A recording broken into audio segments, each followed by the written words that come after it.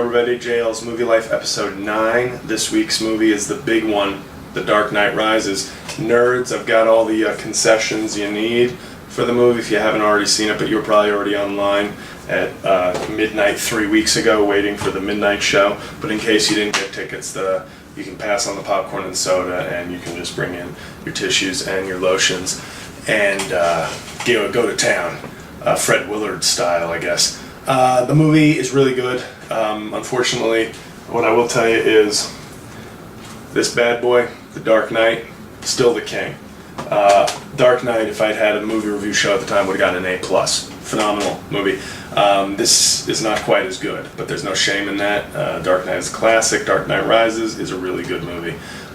Movie takes place 8 years after The Dark Knight ended, and Batman is kind of retired, didn't move to Florida, just staying in his mansion. He's grown out some sort of Johnny Depp facial hair, kind of an odd, ironic mustache and misshapen goatee soul patch thing going on. And he's content. Gotham has record low crime, so he's content to stay retired until Bane emerges. Now Bane, played by Tom Hardy, is just a beast. He wears some sort of mask that gives him strength, and he's just a very physical character with a mask that makes him sound strange. And he has the politics of sort of Ron Paul and Occupy Wall Street mashed together. So it's kind of like Ron Paul meets Brock Lesnar, and that's his character, but more anarchist. So that's where the Occupy Wall Street kind of movement comes in, and just wants to blow shit up, like the Joker, but not quite as cool.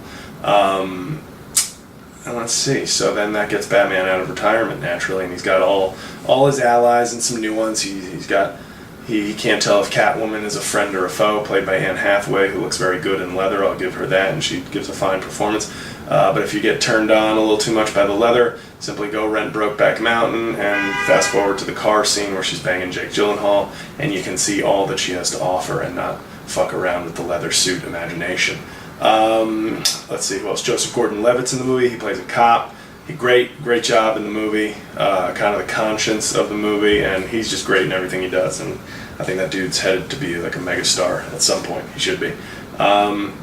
Who else is in the movie? Everybody's great. Michael Caine, one complaint about Michael Caine, who plays Alfred the butler. Everything's very sad from his voice now. Like it used to be, he'd have some whimsical moments, but now everything requires this kind of I'm on the verge of crying voice. Which is fine when he's delivering news about, or a sad story about Bruce Wayne's dead parents, or a lesson that he wants to impart. But it's just as sad when he's just like, Master Wayne, I'm making breakfast. Would you like some toast and eggs with your coffee? And you're like, well, that is the saddest breakfast I've ever heard. Sir Michael Caine, I'm assuming he's a sir because everybody over 80 with any fame in England becomes a sir. Let's see, I don't know. I think that's pretty much it.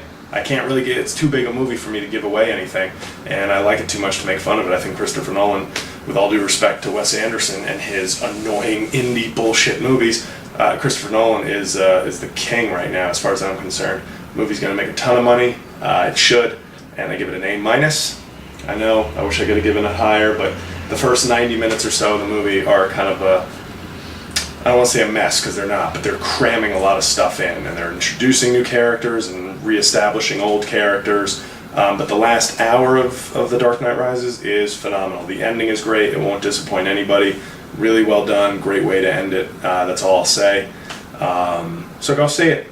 Enjoy it. So that's the review for this week. So I'll talk to you about some movie next week. Thanks. Wanna get the feeling, gotta get the feeling, gonna get the feeling once again. Wanna get the feeling, gotta get the feeling.